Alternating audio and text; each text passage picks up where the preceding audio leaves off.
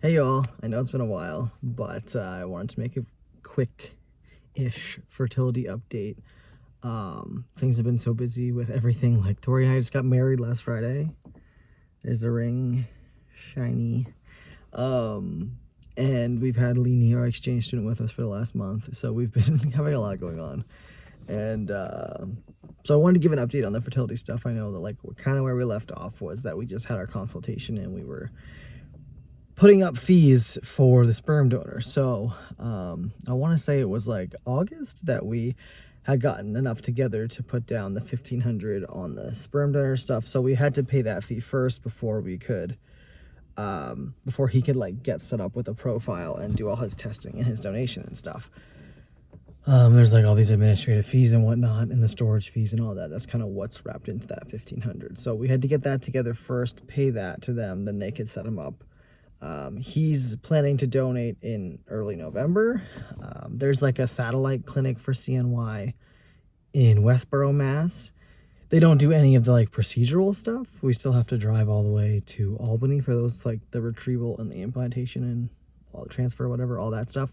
But he can donate there, and I could actually go get my testing and monitoring and stuff done during the egg retrieval cycle actually at that same location. So I think that's what I will do as well during the process, just because it's like all in-house and I know that they can communicate to each other in a timely manner and stuff like that.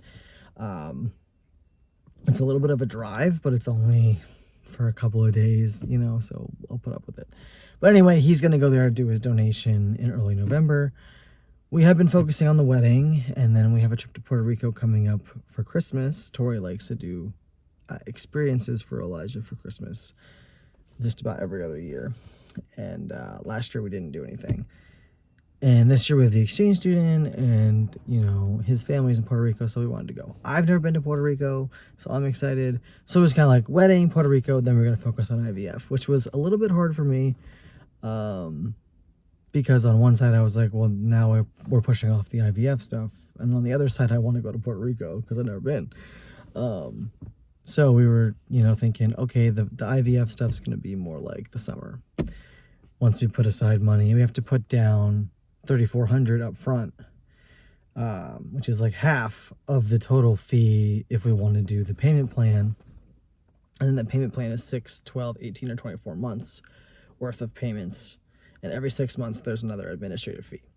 So obviously, they're trying to get you to pay the balance off quickly by doing that. But anyway, we've been looking at doing that because we don't have insurance coverage. So, you know, the goal was, all right, let's get that money together. You know, we'll do wedding, Puerto Rico, then we can start focusing on that. You know, it'll probably be summertime before we have all the money set aside that we need. And then we had the wedding.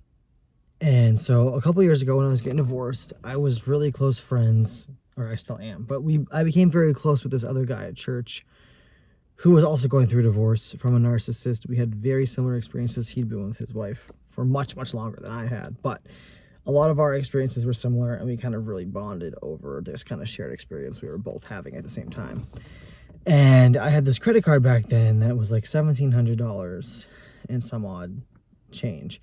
And the interest was crazy, and I don't even remember how we were talking about it, but he was like, let me pay that off, and you just pay me, like, no interest. That interest is ridiculous. Like, you know, I think we were talking about, like, I had accrued a lot of debt being with Han because they weren't working, and I was putting things on cards because we were trying to survive. And so I was talking about how I was still trying to pay that one off. I think that's kind of where it came from. And so he's like, let me pay that off for you. I will give you that money. You pay off the credit card, and then you just start paying me. So I paid him every month.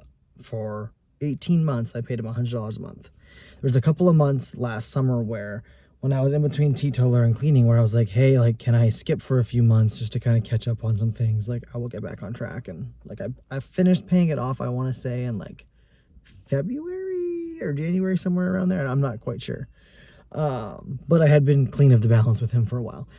At the wedding, he gave me a check for the exact amount of that old credit card bill, and he said, like, you know, if I could go back in time and with some help from a friend, I'd like to be that friend. And he gave me that, and it's kind of like as a fresh start. And I mean, let me tell you, I cried because I was like, you don't even know how much this is going to change things for us, because that's more than half of what we needed to put down on the fertility stuff right there. And overall with the wedding, we got about another 1,000 in gifts from other people. So we have like literally all we need to contribute is about like $800 more of our own money to put towards the IVF instead of starting from zero.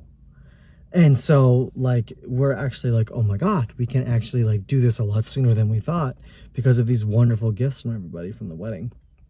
And so that's like, I mean, I did not expect that at all. Now we're kind of like, oh my gosh, we could do this in like January or February, because he's starting in November, so it'd be like a little too close to when my next cycle is. I just finished my period like the other day.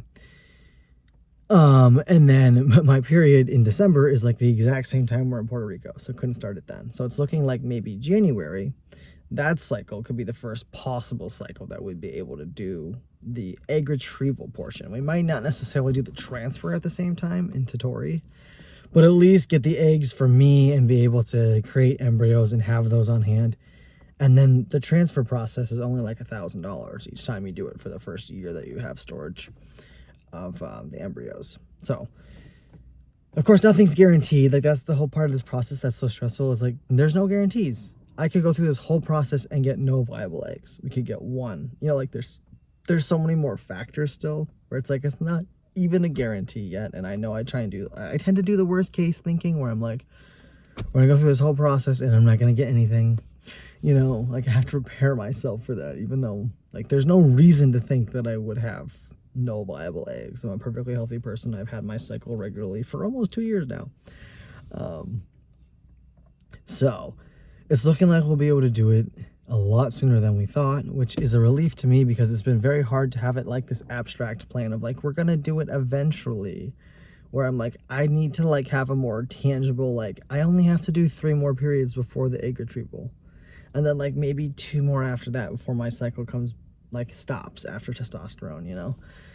Because when I went on T originally, it took about 2 months for my cycle to stop. And so when I came off T, it took about 2 months for it to start. So I'm thinking it'll take 2 months for it to stop again. Which, if we do my January cycle, the timing of it is going to be kind of like full circle, where the ovulation window of that would be like early February. So I could be like having literally the retrieval in February, which is like when I always have my annual follow-up with my hormone prescriber, and when I officially stopped taking T 2 years ago almost. So it'd be like almost exactly 2 years from when I stopped T to when I could start T again, which would be kind of like just weird timing. Which would then kind of line it up with my period would stop around when it started back up originally. So it's kind of like this nice, beautiful little like, feels like we're tying the bow on it almost.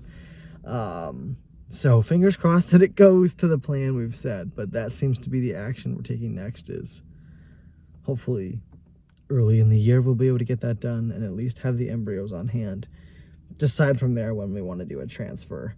The big reason why we wouldn't do it right away is that we don't really have the ability to like hang out in the Albany area for 5 to 7 days after the retrieval to see what embryos they can create. You know, we have lives and kids and all these things back home where it's like, obviously if you're like just a single or like a childless couple, it's a little bit easier to take the time to do that. For us, it's like, I'm probably going to go to Albany like by myself, do the egg retrieval, stay a night, drive back home, you know, that kind of thing. It'd be really hard for us to like navigate all of us being there and all the, you know. So and the transfer process is very like simple and short. The egg retrieval is the more involved procedure anyway. The transfer, we could go, it's like 20 minutes and you can leave right after, you know, you just wait after that. So it'll be a lot easier to kind of do it in 2 separate times, I think, versus just like having to stay around Albany for 5 days in case they're like, hey, it's good, come back, you know.